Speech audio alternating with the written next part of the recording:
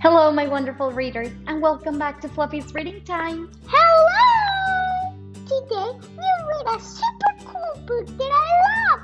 It's called Rosie Revere Engineer, and it was written by Andrea Beaty. Thank you, Fluffy, for choosing this book. I'm sure everybody at home will love it too. Readers, stick around to see what happens to young Rosie in today's powerful story. Rosie Revere Engineer.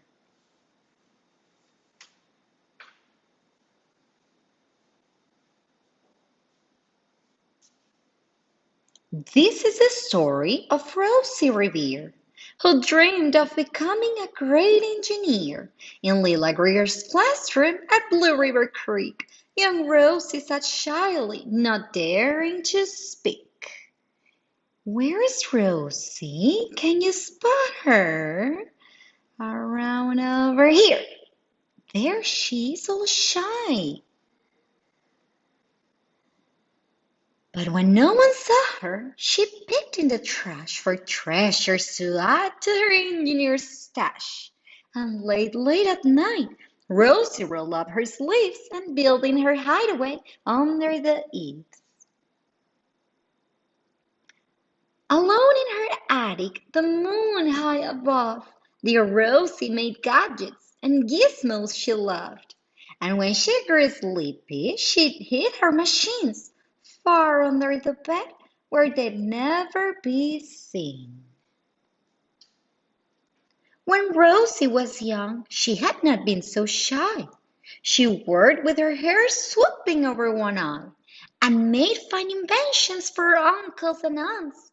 A hot dog dispenser and helium pans. You see? Oh, the hot dog dispenser. The uncle she loved most was zookeeper Fred. She made him a hat to keep snakes off his head, from parts of a fan and some cheddar cheese spray, which everyone knows keeps the pythons away. Wow. And when it was finished, young Rosie was proud.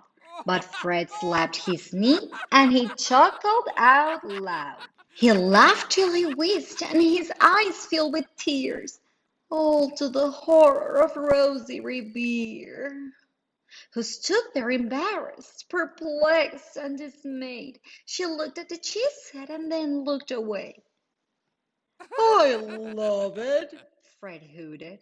Oh, I do. But Rosie Revere knew that could not be true.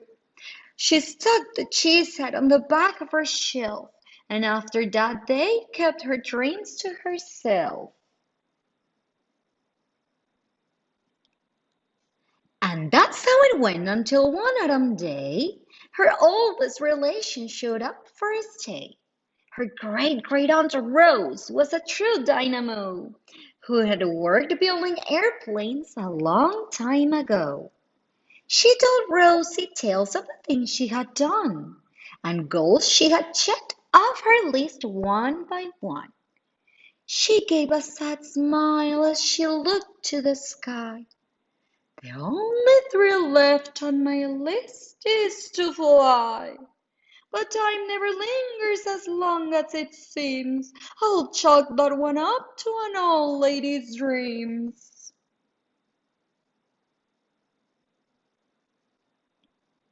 That night, as Rosie lay wide-eyed in bed, a daring idea crept into her head. Could she build a gizmo to help her aunt fly? She looked at the cheesehead and said, "No, not I." But questions are tricky and some hold on tight, and this one kept Rosie awake through the night. So when dawn approached and red streaks lit in the sky, young Rosie knew just how to make her aunt fly.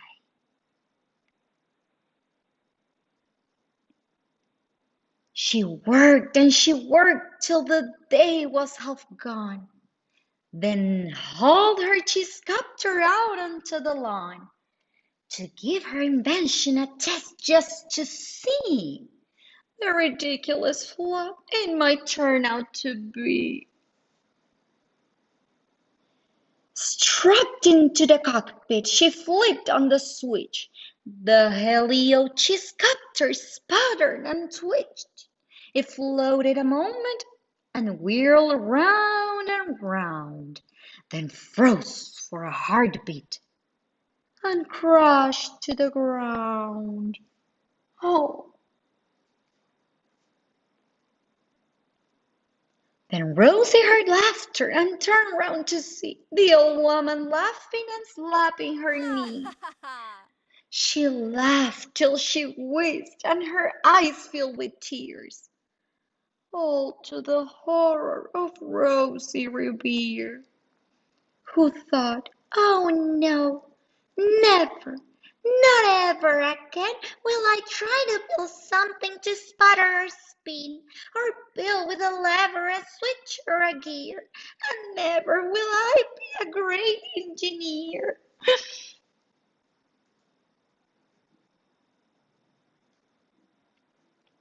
She turned round to leave, but then Great-Great-Aunt Rose grabbed hold of young Rosie and pulled her in close, and hugged her and kissed her and started to cry. "You did it! Hooray! It's the perfect first try! This great flop is over. It's time for the next." Young Rosie was baffled, embarrassed, perplexed. "I failed," said dear Rosie. "It's just made of trash. Didn't you see it? The cheesecopter crashed." "Yes," said her great aunt, "it crashed, that is true. But first it did just what it needed to do. Before it crashed, Rosie, before that, it flew."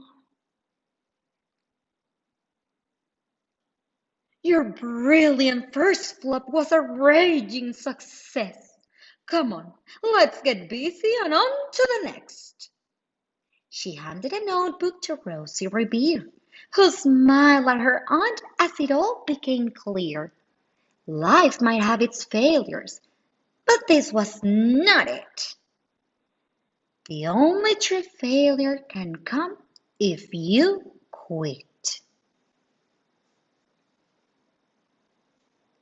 They worked till the sun sneaked away to its bed.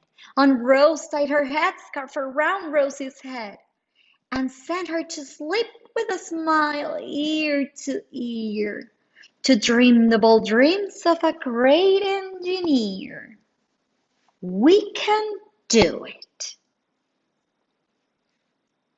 At Blue River Creek, all the kids in grade 2 build gizmos and gadgets at doohickeys too.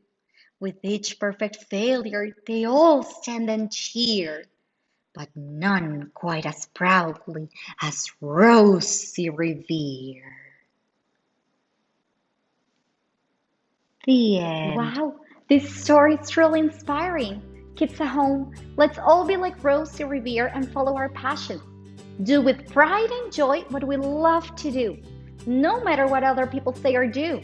We've got to believe in ourselves always. Thank you so much for reading with us today. See you next time at Fluffy's Reading Time.